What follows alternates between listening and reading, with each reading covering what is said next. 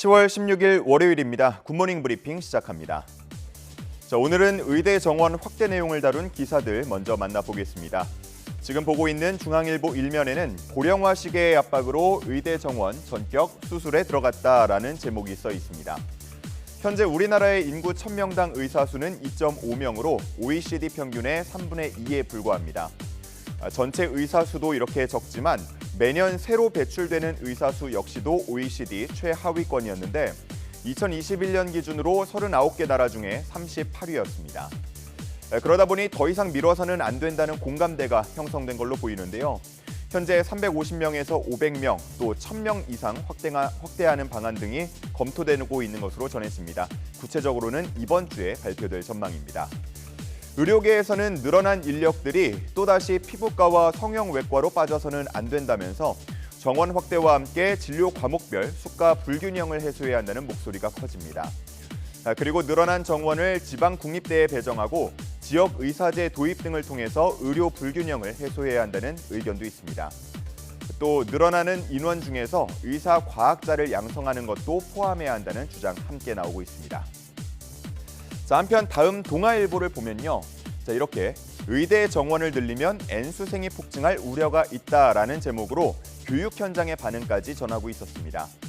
킬러 문항이 사라지면서 N수생이 느끼는 수능 부담이 줄었는데 여기에 의대 정원까지 증원이 되면 다시 수능을 보려는 인원들이 크게 늘 수 있다고 보는 겁니다. 그럴 경우 상위권 대학의 이공계열이나 치의대, 약대, 또 한의대, 수의대 등에서도 연쇄 이동이 이루어질 수 있다고 전망하고 있는데요. 각 대학 이공계 학과들은 비상이 걸린 분위기라고 전하고 있었습니다. 과연 이번 주 발표에서 어느 정도 규모로 확대가 되는지, 또 구체적으로 어떤 내용들을 담게 될지 주목됩니다.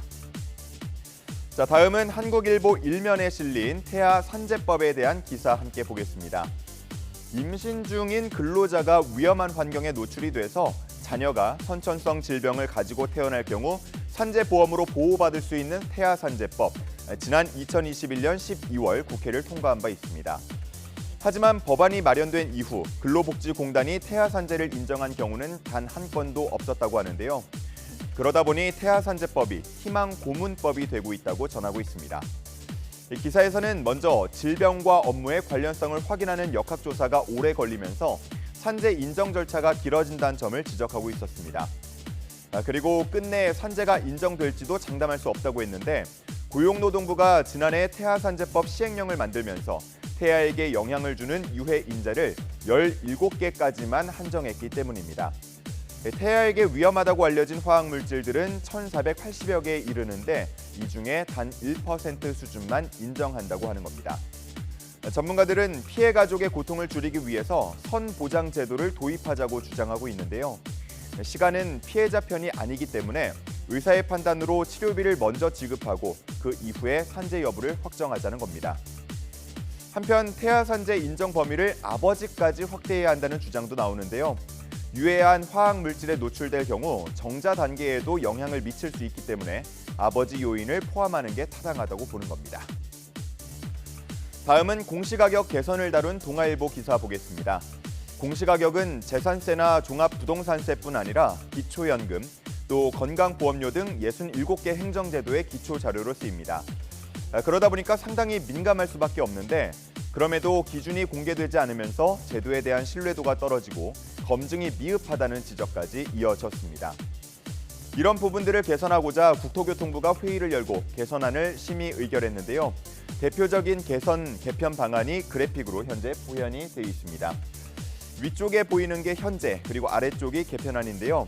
개편안에는 층과 방향, 조망, 소음 등의 기준이 추가된 걸 볼 수 있고요. 그 하단에 보면 공시가격 담당자의 실명과 또 연락처도 쓰여 있습니다.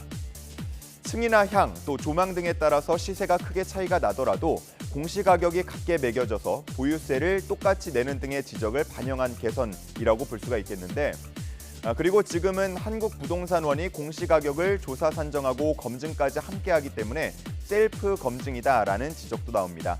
앞으로는 이 또한 분리할 예정이라고 합니다. 이를 위해서 지자체에는 공시가격 검증센터가 신설될 예정인데요.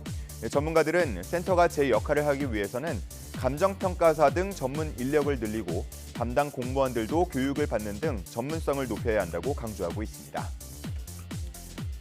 자, 오늘 볼 마지막 기사는 중국 쇼핑 앱에 대해 다루고 있는 경향신문입니다. 최근 중국 직구 플랫폼들이 국내 시장에서 영향력을 점차 넓히고 있습니다. 그중에 하나 알리익스프레스의 경우에는 작년과 비교해서 이용자가 2배 이상 늘면서 한국인이 가장 많이 사용한 쇼핑 앱 4위에 오르기도 했고요. 또 테무 같은 경우는 쇼핑 업종 앱 신규 설치 1위를 기록했습니다.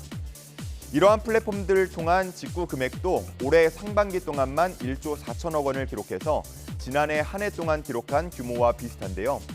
성장 속도가 매우 빠르다고 볼 수 있겠습니다. 하지만 자세히 들여다보면 가품이 판을 친다는 문제가 있다고 합니다. 업체 측에서는 가품에 대해서 무관용 원칙을 적용하겠다고 말했지만 그 이후로도 여전히 짝퉁이 넘쳐나고 있는 상황입니다. 또 한국 쇼핑몰처럼 쉽고 편리하게 이용할 수 있도록 하겠다고 했지만 배송이나 반품 등의 문제 해결은 여전히 복잡하고 어렵다는 지적이 나옵니다. 과연 지금까지 급성장세를 보여온 이런 중국 쇼핑 앱들이 앞으로 더 점유율을 확대하게 될지 아니면 여러 문제들을 안고 후퇴할지 앞으로 행보가 주목됩니다. 10월 16일 아침 신문 살펴봤습니다. 지금까지 굿모닝 브리핑이었습니다.